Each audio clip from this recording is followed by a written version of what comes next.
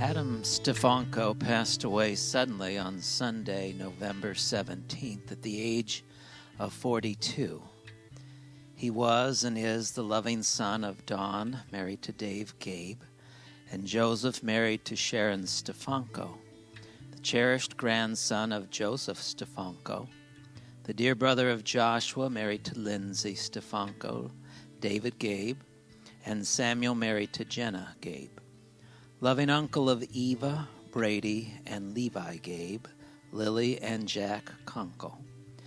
We give a special thanks to Teen Challenge of Arizona and his brothers there that had such an impact on his life.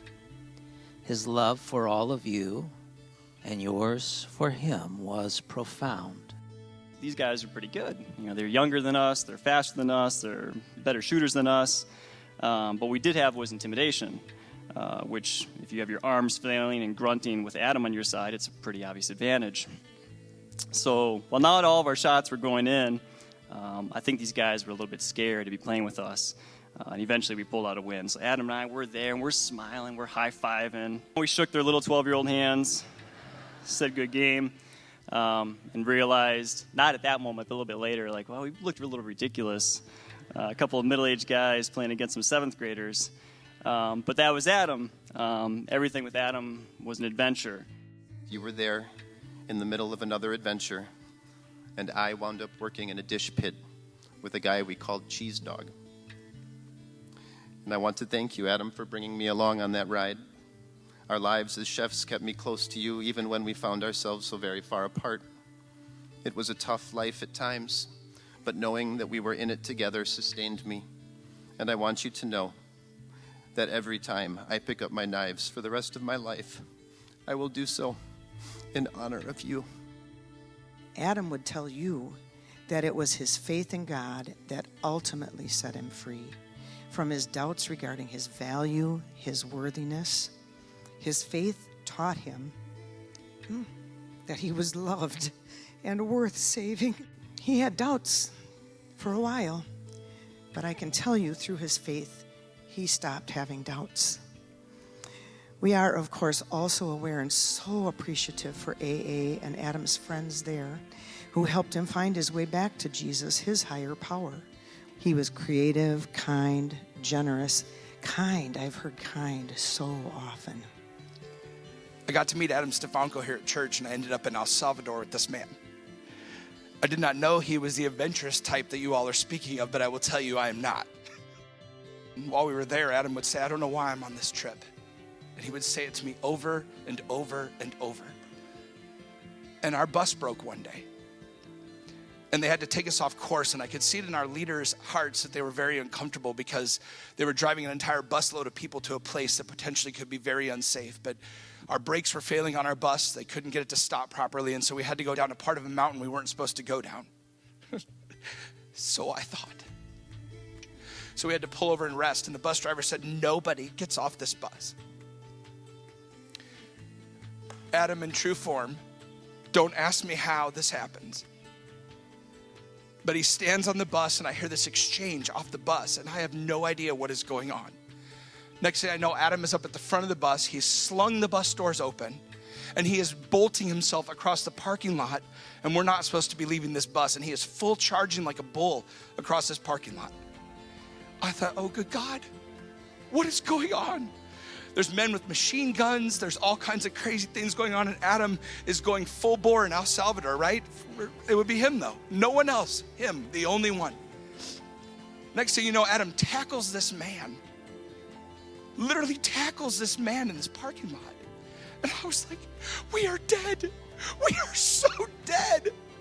So little me, I run off the bus and I start running across the parking lot to find out what's going on. I think Beth was in the back screaming. I can remember what Pastor was doing, but it was not a fun time.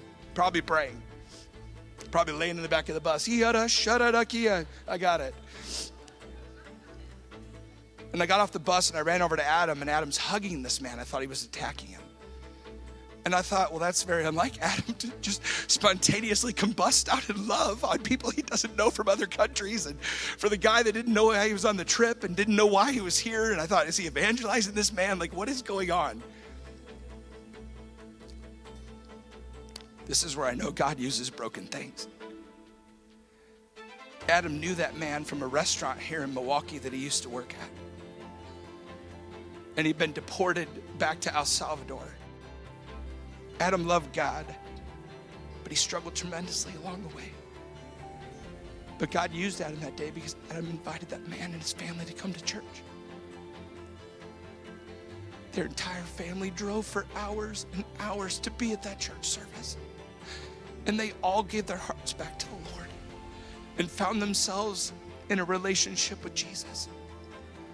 God specializes in using broken things for his kingdom. And I'm thankful that we all in this room can be a part of that. And so if you're waiting to be perfect, to be used by God, I'm going to tell you today, don't wait any longer. God wants to use you just the way you are. And he'll take you with all your bumps and all your bruises, and he will use you to change this world.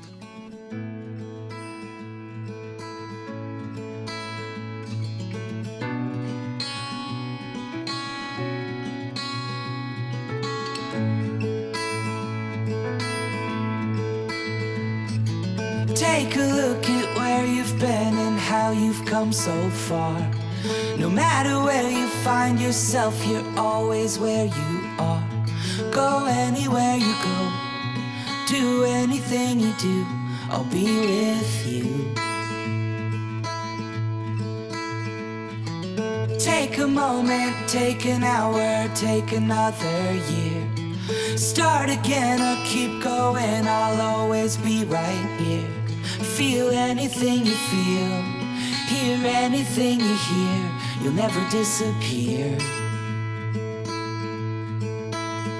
When it feels like you're walking back, when you're out of luck and off the path, broken and far from home, just remember that you're not alone.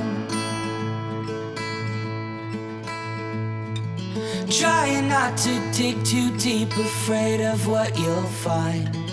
Give yourself the grace you show me all the time.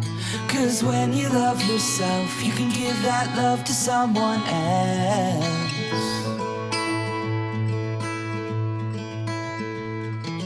Mornings come and seasons go, and life can get so hard. It's easy to forget the things that make you who you are. I hope that when you look at you, you see yourself the way that I do.